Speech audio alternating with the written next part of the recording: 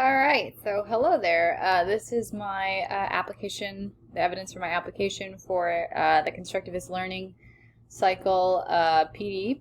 I've really enjoyed this PD. I think it kind of aligns already with science and where science has tended to move in the recent years of having more hands-on and more student-centered learning, which I think is fantastic. So I really liked going through this. My lesson that I chose to design had to do with energy, and specifically energy conversion between potential and kinetic. And one of the things that I really love the idea of using this and as an engagement piece especially is this is called Roller Coaster Tycoon, where kids actually would get to design their own roller coasters. And I think this is a great engagement activity because it really gets them involved. You don't actually have to preview any of the concepts in the lesson before you go through it. But the main part here is they can design and build roller coasters and rides.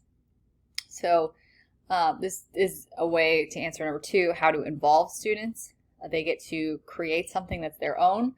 They get to kind of explore the different relationships between, okay, what is it that makes a ride thrilling, and what is the connection between that and the energy involved. So this would be a great way to start off a lesson. They can design it, and then they can go back to their designs that they made before as we learn the content and as we go through it, and they can see how it's applying to this thing that they have created. So I think that would be really cool, and I actually really like this idea. So if they have a misconception, the great thing about this game is the physics, the way that it's built in, will show them if, something is incorrect. So if they think, oh, I can clearly have this roller coaster drop 400 feet straight into the ground and they'll be fine. It'll show them that that's not going to work. And then we can talk about, okay, what is the energy that's happening? If energy equals the mass times the acceleration, how fast are they accelerating towards the ground? What's the mass of the car? What's the mass of the people? Okay, why didn't this work? Why did they die at the end? And I know that's a little morbid, but I think that would be a really great hook for kids and how to get them involved. So that would be great for addressing some misconceptions. If they said, what if this? You can say, just try it out. Try it build a roller coaster like that and see what happens. So that would be really great. This also can be applied kind of at a higher order after we've learned some of the energy concepts. They can go back and kind of explain how the energy is changing the system throughout their particular roller coaster. You can also share your coasters online, which I think would be absolutely perfect for the share work part of this, is you can kind of post them online. Another great thing I think would be doing, kind of looking at some of the more creative assessment ideas that came from this particular module.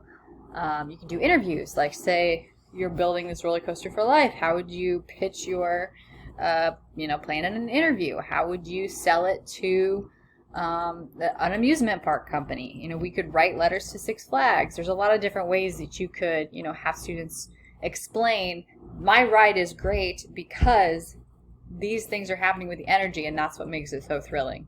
And so they have to explain the science behind it, maybe to someone who is not a scientist, which I think is perfect. So this, I think, really lends itself to what we're talking about with the constructivist ideas.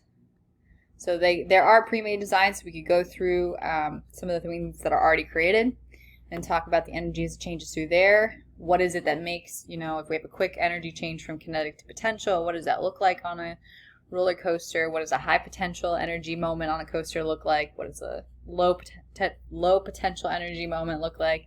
What's more thrilling? And we can talk about the force of gravity and G-force, and when do you experience more G's when you're on a roller coaster? It's not just when you're going down or up, it's when you go around turns as well. So you can talk about that kind of force and that kind of energy as part of it. So I think this would be really, really a cool project. And the more I talk about it, the more I look into it, I get very excited about it, and I really want to do it. The only problem is figuring out how to get everybody, I don't know if this works on a Chromebook. I'd have to figure that out. It might be something like we design a roller coaster as a class, which would be a way around it, which I still think would be a lot of fun. So, yeah, this is my idea for exploration and engagement and sharing student ideas, and hopefully this is kind of aligned with the constructivist cycle, which it seems like it is to me. And yeah, that's my idea.